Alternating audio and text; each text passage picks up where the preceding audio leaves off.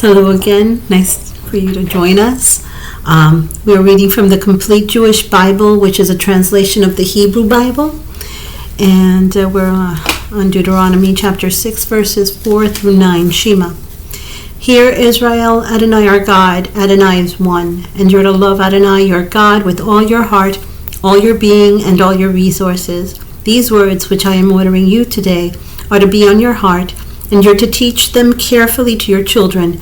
You're to talk about them when you sit at home, when you wake, when you're traveling on the road, when you lie down, and when you get up. Tie them on your hand as a sign and put them at the front of a headband around your forehead, and write them on the doorframes of your house and on your gates. Matthew chapter 6, verses 9 through 14, the Lord's Prayer. Our Father in heaven, may your name be kept holy. May your kingdom come. Your will be done on earth as in heaven. Give us the food we need today. Forgive us what we have done wrong, as we too have forgiven those who have wronged us. And do not lead us into hard testing, but keep us safe from the evil one. For kingship, power, and glory are yours forever.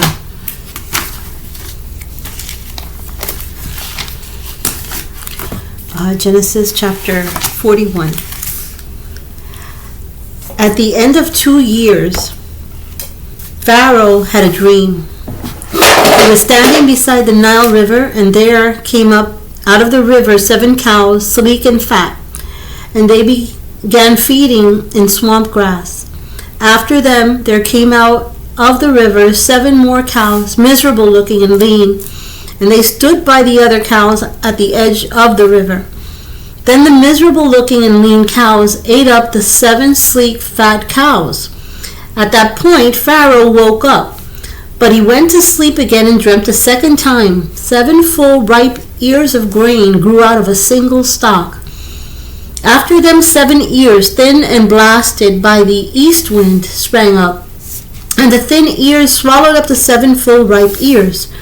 Then Pharaoh woke up and realized it had been a dream. In the morning he found himself so upset that he summoned all the magicians of Egypt and all its wise men. Pharaoh told them his dream, but no one there could interpret them for him. Then the chief cupbearer said to Pharaoh, "Today reminds me of something wherein I am at fault." Pharaoh was angry with his officials and put me in the prison of the house of the captain of the guard, me and the chief baker. One night both I and he had dreams, and each man's dream had its own meaning. There was with us a young man, a Hebrew, a servant of the captain of the guard, and we told him our dream, and he interpreted them for us.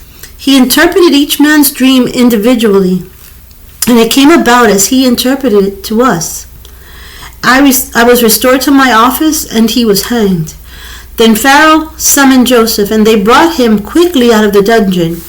He shaved himself, changed his clothes, and came to Pharaoh. Pharaoh said to Joseph, "I had a dream, and there is no one who can interpret it. But I've heard it said about you that when you hear a dream, you can interpret it." Joseph answered Pharaoh, "It is not in me. God will give Pharaoh an answer that will send his mind at peace." Pharaoh said to Joseph, "In my dream I stood at the edge of the river, and there came up out of the river 7 cows, fat and sleek, and they began feeding in the swamp grass. After them there came up out of the river 7 more cows, poor and miserable looking and lean. I've never seen such bad-looking cows in all the land of Egypt. Then the lean and miserable-looking cows ate up the first 7 fat cows. But after they had eaten them up, one could not tell that they had eaten them because they were as miserable looking as before. At this point I woke up, but I dreamed again and saw 7 full, ripe ears of growing grain out of a single stalk. But I dreamed again, after them, 7 ears, thin and blasted by the east wind, sprang up, and the thin ears swallowed up the 7 ripe ears. I told this to the magicians, but none of them could explain it to me." Joseph said to Pharaoh, "The dreams of Pharaoh are the same. God has told Pharaoh what he is about to do. The 7 good cows are 7 years, and the 7 good ears of grain are 7 years. The dreams are the same. Likewise, the 7 lean and miserable-looking cows that came up after them are 7 years, and also the 7 empty ears blasted by the east wind. There will be 7 years of famine. This is what I told Pharaoh. God has shown Pharaoh what he is about to do. Here it is. There will be 7 years of abundance throughout the whole land of Egypt, but afterwards there will come 7 years of famine. And Egypt will forget all the abundance. The famine will consume the land, and the abundance will not be known in the land because of the famine that will follow, because it will be truly terrible. Why was the dream doubled for Pharaoh? Because the matter has been fixed by God, and God will shortly cause it to happen. Therefore, Pharaoh should look for a man both discreet and wise to put in charge of the land of Egypt. Pharaoh should do this and should appoint supervisors over the land to receive a 20% tax on the produce of the land of Egypt during the 7 years of abundance. They should gather all the food produced during these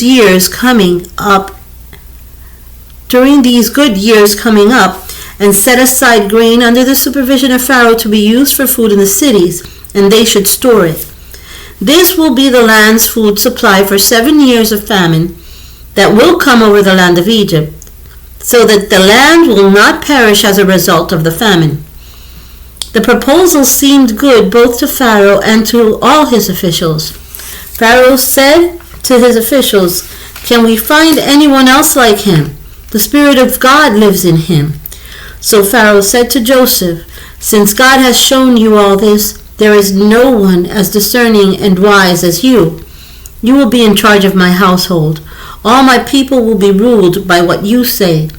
Only when I rule from my throne will I be greater than you." Pharaoh said to Joseph, "Here I place you in charge of the whole land of Egypt." Pharaoh took his signet ring off his hand and put it on Joseph's hand, had him clothed in fine linen with a gold chain around his neck, and had him ride in his second-best chariot, and they cried before him, "Bow down." Thus he placed him in charge of the whole land of Egypt. Pharaoh said to Joseph, "I, Pharaoh, decree that without your approval no one is to raise his hand or his foot in all the land of Egypt."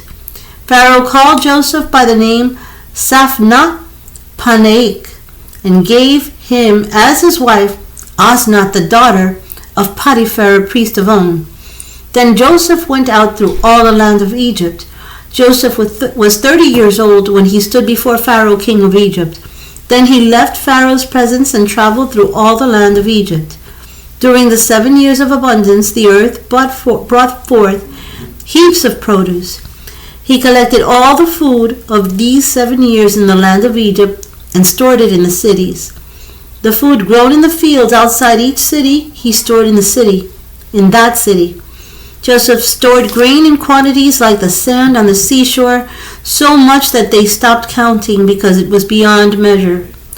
2 sons were born to Joseph before the year of famine came.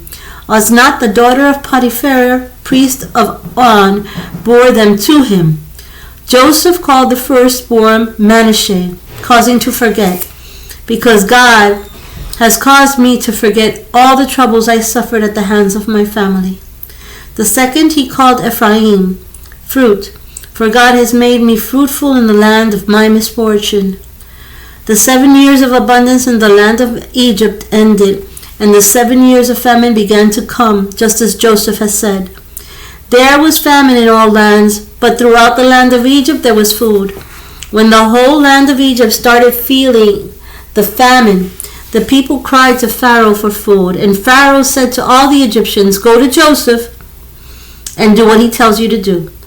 The famine was over all the earth, but then Joseph opened all the storehouses and sold food to the Egyptians, since the famine was severe in the land of Egypt. Moreover, all countries came to Egypt to Joseph to buy grain, because the famine was severe throughout the earth. Judges chapter 17.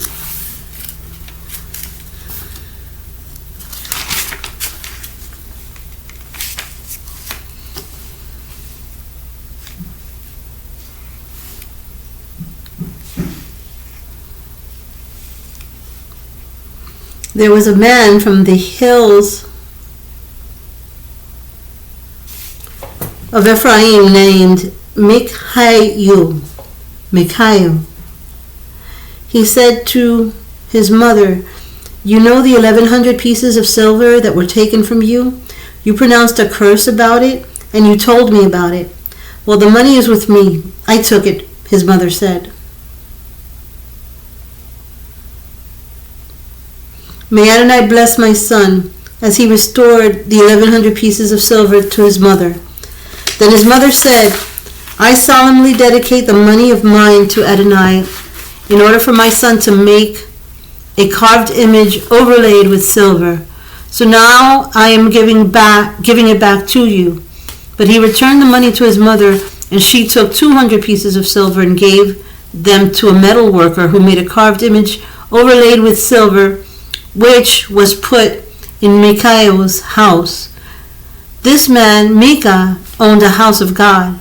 So he made a ritual vest and household gods and consecrated one of his sons who became his Cohen. At that time there was no king in Israel. A man simply did whatever he thought was right. There was a young man from Beit Lechem in Judah, from the family of Judah, who was a Levite. He had been staying in Beit Lechem, but he left there to find another place to live and came to the hills of Ephraim, where eventually he made his way to the house of Micah. Micah asked him, "Where are you from?" He answered, "I am a Levite from Beit Lechem in Judah, and I'm looking for a place to live." Micah replied, "Stay with me and be the father and Cohen for me. Be a father and Cohen for me. I will give you 10 pieces of silver a year, in addition to your clothing and food." So the Levite went in and agreed to stay with the man. The young man became like one of his sons. After Micah consecrated the Levite, the young man became his Cohen and stayed there in Micah's house. Micah said, "Now I know that Adonai will treat me well because I have a Levi for a Cohen." Psalms chapter 41. A Psalm of David. How blessed are those who care for the poor. When calamity comes, Adonai will save them. Adonai will preserve them, keep them alive, and make them happy in the land. You will not hand them over to the whims of their enemies. Adonai sustains them on their sick beds. When they lie ill, you make them recover. I said, "Adonai, have pity on me. Heal me, for I have sinned against you." My enemies say the worst about me. When will he die and his name disappear? When they come to see me, they speak insincerely, their hearts meanwhile gathering falsehoods. Then they go out and spread bad reports. All who hate me whisper together against me, imagining the worst about me. A fatal disease has attached itself to him. Now that he lies ill, he will never get up. Even my close friend on whom I relied, who shared my table, has turned against me. But you, Adonai, have pity on me. Put me on my feet so I can pay them back. I know you are pleased with me if my enemy does not defeat me. You uphold me because of my innocence. You establish me in your presence forever. Blessed be Adonai, the God of Israel, from eternity past to eternity future. Amen. Amen.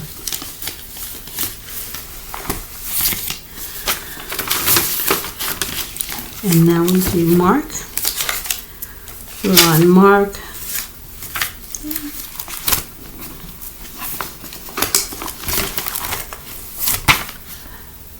Mark chapter 13. As Joshua came out of the temple, one of the Talmudim said to him, "Look, Rabbi, what huge stones, what magnificent buildings. You see all these great buildings?" Joshua said to him, "They will be totally destroyed. Not a single stone will be left standing." As he was sitting on the Mount of Olives opposite the temple, Kepha, Jacob, and Jochanan, and Andrew asked him privately, "Tell us, when will these things happen? And what sign will show when all these things are about to be accomplished?" Joshua began speaking to them. "Watch out. Do not let anyone fool you. Many will come in my name, saying, 'I am he,' and they will fool many people. When you hear the noise of wars nearby and the news of wars far off, do not become frightened. Such things must happen, but the end is yet to come. For peoples will fight each other and nations will fight each other. There will be earthquakes in various places. There will be famines. This is but the beginning of the birth pains. But you, watch yourselves. They will hand you over to the local Sanhedrins.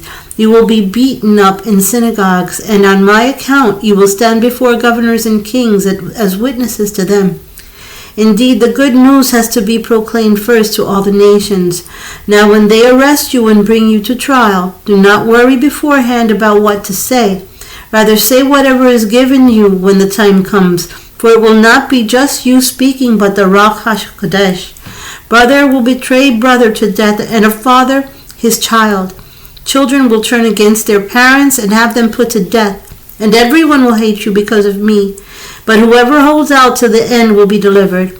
Now when you see the abomination that causes devastation standing where it ought not to be, let the reader understand the allusion.